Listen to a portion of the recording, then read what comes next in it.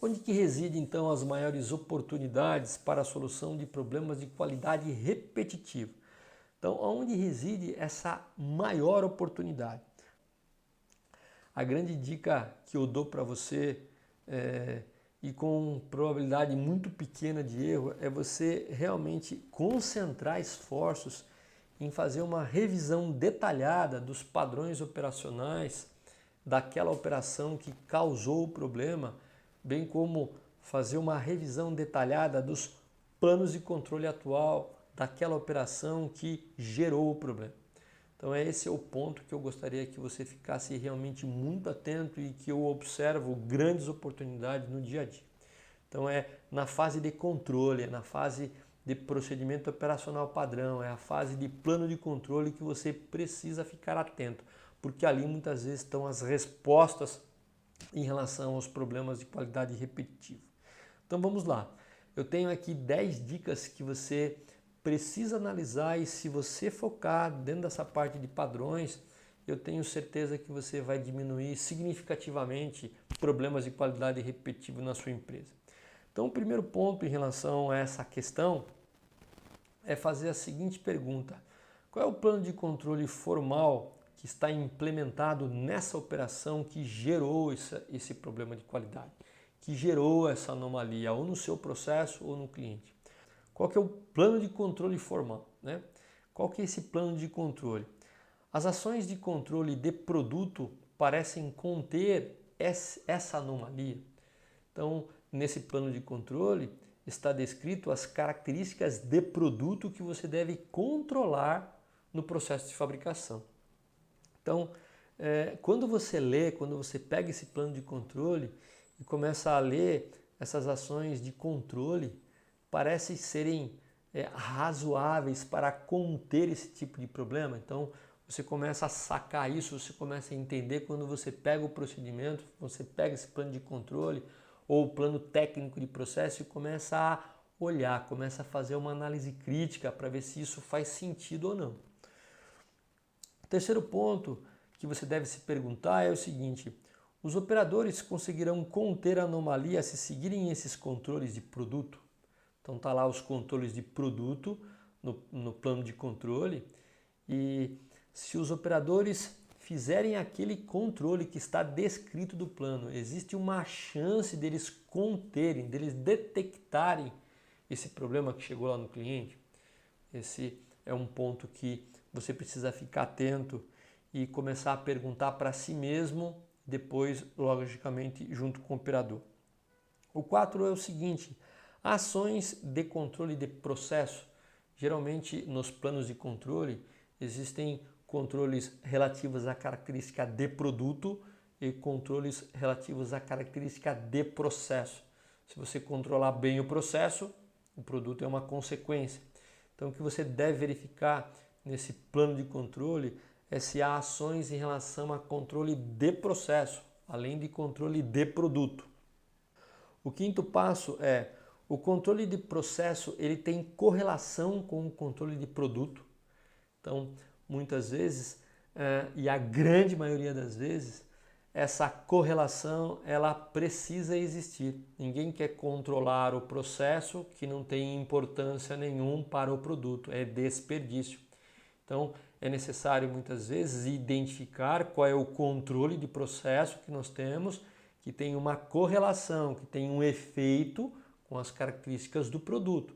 Então, se eu mexo no processo, se eu faço uma variação em relação àquele controle no processo, eu tenho uma variabilidade no controle e nas características de produto. Então, isso é muito importante que você identifique no seu plano de controle. O sexto item é: os controles de processo e produto são fáceis de entender e executar.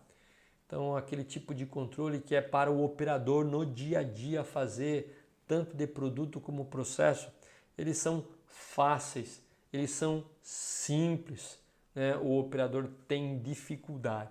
Então, tente simplificar e observar e perguntar, pesquisar, porque se for algo um pouco mais complicado, existe uma tendência das pessoas não fazerem.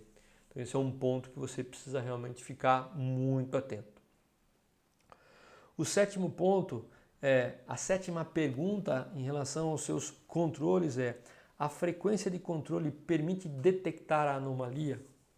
Então, às vezes, existe sim uma característica de controle de produto ou de processo que é feita, que está no plano, mas se a frequência, se o espaçamento é muito grande entre uma medição e outra, dificilmente ele vai conseguir conter o problema. Então, a frequência ela é correlata com a frequência também de ocorrência de problemas no processo.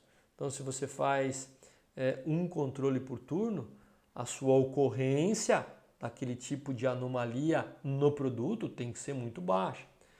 Agora, se ela é mais alta, talvez você tenha que fazer um controle a cada 1 hora, até que a ocorrência abaixe em função de uma outra abordagem, de uma outra melhoria no processo.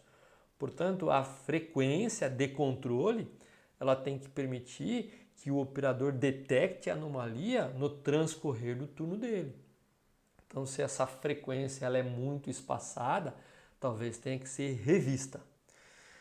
8, pessoal, é necessário registrar os dados de controle para que realmente quando o operador fazer o controle, ele executar a medição, ele precisa registrar para que esses dados possam ser recuperados, para que esses dados possam ser evidenciados que realmente foi feito, para que esses dados possam ser analisados em termos de variabilidade. Então esse é um ponto importante que você precisa analisar sobre os controles de produção. 9ª questão, os operadores dominam e cumprem o plano de controle à risca. Então tudo que está definido para que ele controle, bem como no produto ou no processo, o operador ele tem esse conhecimento, ele tem a habilidade para fazer, então ele domina. Realmente, se você for fazer uma auditoria e uma conversa sobre ele, ele vai te dizer 100% do que é aquilo que está escrito no plano de controle. Esse plano de controle está disponível e perto dele para que ele possa consultar. E 10, o plano de controle nas operações críticas, eles são auditados com frequência, né? Então, a pergunta anterior é se os operadores dominam e eles cumprem. E como que você sabe que eles dominam e que eles cumprem? Você tem auditorias frequentes, principalmente em relação àqueles processos que são mais crônicos, mais críticos em relação à geração de defeitos.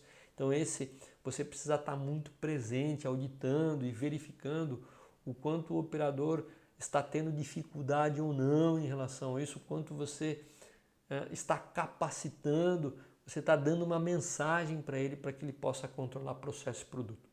Então, pessoal, aqui são 10 grandes oportunidades que muitas vezes nós deixamos passar e algumas vezes acaba chegando um produto com defeito no cliente, coisa que nós, se seguirmos aí à risca essas 10 perguntas, se nós fazermos uma análise profunda sobre essas 10 perguntas, nós vamos ver que tem um monte de oportunidade, trabalhando junto com os operadores, fazendo com que a gente evite perder aquele monte de tempo que nós